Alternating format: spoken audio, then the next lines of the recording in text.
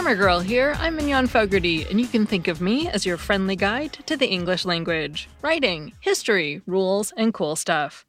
Today, I have some interesting listener comments about my recent show on the word dilemma, a meaty middle about Godzilla, and a Familect story about Sharpies. You might remember that a couple of weeks ago, I talked about how I believe I was taught the wrong spelling of the word dilemma in school, and that this seems to be a somewhat common belief, although it may not be true. If you missed it, you can go back and listen to episode 686. But I got a couple of especially interesting comments that I thought would be fun to share. The first one is from a listener named Sheldon, who wrote, quote, "I was shocked to hear your podcast about dilemma. I'm sure I was taught to spell it with an N. I'm dyslexic and can't look at a word and get the spelling. The only way I can spell words is if the spelling is obvious, or if I've been told a trick to remember how to spell it, or these days by using a spelling checker. I was told that the way to remember how to spell that word was to pronounce the N, dilemma. I've been doing that for almost 60 years now. Dilemma was a word I heard often. My father was always on the horns of a dilemma. I was familiar with that word when I was just a few years old. And by the way, my father always had a thing with words. As a kid, when we were fighting, he would say, 'When you bristle with indignation, don't vocalize so enthusiastically.' While other fathers would tell their son to take out the garbage, I was told, 'There is an entity of refuse here, longing for relocation in its indefinite domain. The garbage can. Take it out.'" Unquote. Thanks, Sheldon. I really love that last part. It reminded me of a cheer we did at my high school at football games. Subdue them, make them relinquish the ball. I've seen slight modifications of it online, but never that exact chant that we did. And here's another interesting comment from a listener about dilemma. Julian wrote, "I share the same story, but I grew up in France. Apparently, the word is dilemme, and it's spelled with two M's like dilemma in English. But people often misspell it, D-I-L-E-M-N-E,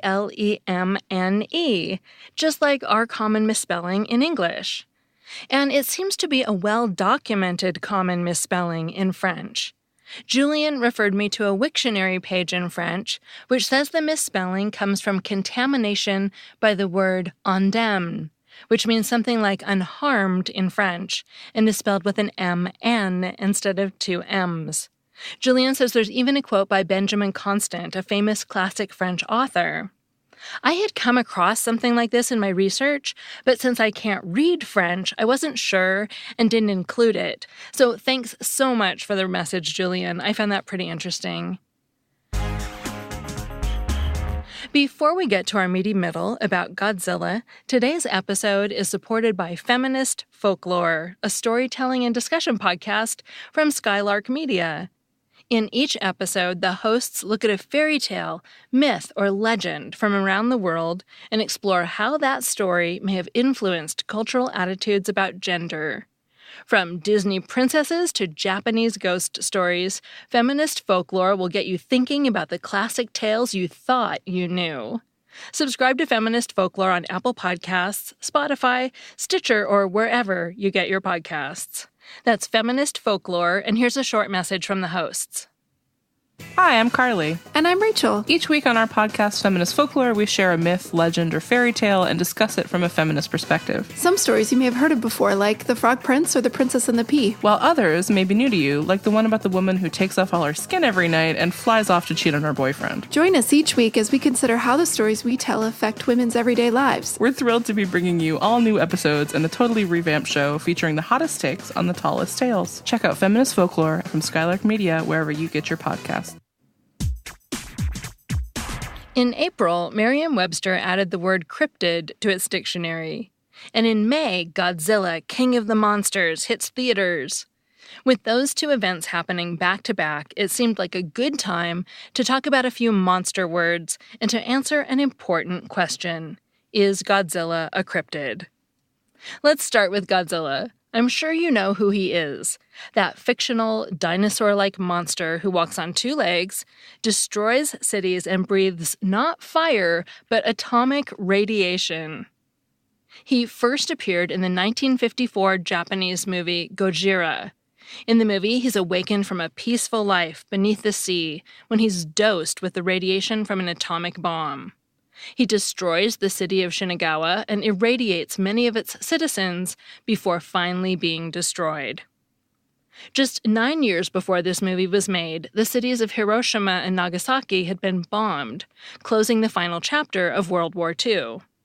Godzilla thus serves as both a symbol of nuclear holocaust and a metaphor for the devastation these bombings caused. By the way, you might have noticed I pronounced the name of the 1954 movie as Gojira, not Godzilla. That's because Godzilla is an anglicized version of the Japanese word Gojira. And Gojira, in turn, is a combination of two other words. Gorira, meaning gorilla, and Kujira, meaning whale. Regular Grammar Girl listeners might recognize this as a portmanteau, words like spork and smog that combine two parts of other words to make something new. Now, when I picture Godzilla, I don't necessarily think, wow, he kind of looks like a gorilla and kind of like a whale, but I can see where the filmmakers were coming from. Gojira was one of the first examples of what's called a tokusatsu kaiju movie. Let me break that down. Tokusatsu is a Japanese word meaning special effects. It tends to refer to live-action movies that were made in the 1950s, 60s, and 70s. CGI hadn't yet been invented back then, and special effects were pretty remedial. Think of men wearing monster suits, flying saucers being dangled on a string, and stop-motion monsters made of clay. Kaiju is a Japanese word meaning strange beast. In other words, what English speakers would call a monster. Super powerful kaiju are sometimes called daikaiju. The dai prefix refers to their great power or stature. Godzilla would be considered a daikaiju. His colleagues Rodan and Mothra would be too. And by the way, if you've never seen these movies, Rodan looks like a giant pterodactyl. Mothra looks like, I am not making this up, a pretty cute giant moth. Some of the very first depictions of kaiju can be traced all the way back to the 3rd century BC. They come from a book of Chinese mythology called The Classics of Mountains and Seas, also translated as Guideways Through Mountains and Seas. The kaiju in that book include a turtle with a bird's head and viper's tail, and a goat with 9 tails, 4 ears, and eyes on its back. Let's finish up with the question of whether Godzilla is a cryptid. Cryptids are strange beasts. Yeti, Chupacabra, and the Loch Ness Monster would all fall in that category.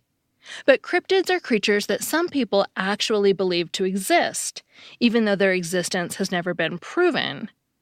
The word cryptid has the root crypto, which comes from an ancient Greek word meaning hidden, concealed, or secret. We can see that root in words like cryptic, meaning mysterious, cryptogram, a message written in code, and cryptarch, a secret ruler. In short, as much as we enjoy seeing Godzilla on the big screen, I don't think any of us believe he actually exists. That means that although he's a kaiju, he is not a cryptid. That segment was written by Samantha Enslin, who runs Dragonfly Editorial. You can find her at dragonflyeditorial.com or on Twitter as dragonflyedit. Before we get to our Familect story, if you want to know when I have a new webinar available, if you want to get easy links to all the new Grammar Girl articles every week, or you want to see my latest book recommendation, you need to subscribe to my free email newsletter. Just go to quickanddirtytips.com, click the subscribe link at the top, tick the Grammar Girl box, and enter your email address. Then, once a week, you'll get all the latest Grammar Girl links and news. That's the subscribe link at the top of quickanddirtytips.com. And now, here's Sheila. Hi, Grammar Girl. My name is Sheila from California, and I am calling to share my Familect story. So a few years ago, my dad was getting ready to retire, and he was looking for new hobbies to do with his spare time and decided to give adult coloring books a try. Now, instead of just using the many art supplies we already had in the house, he decided to order $90 worth of Sharpies online. My mom and my sister and I thought this was kind of excessive, but he really just did not think it was a big deal at all. So now my family uses the phrase Sharpie money to describe an amount of money that's somewhat significant in a way that makes it seem smaller than it really is, especially if we're encouraging someone to splurge on something. For example, if my sister wants to go to Disneyland but isn't sure if she wants to spend $130 on a ticket, I might say, only $130? Come on, that's Sharpie money. Thanks so much for doing the show. I love it a lot, and I will keep listening. Bye.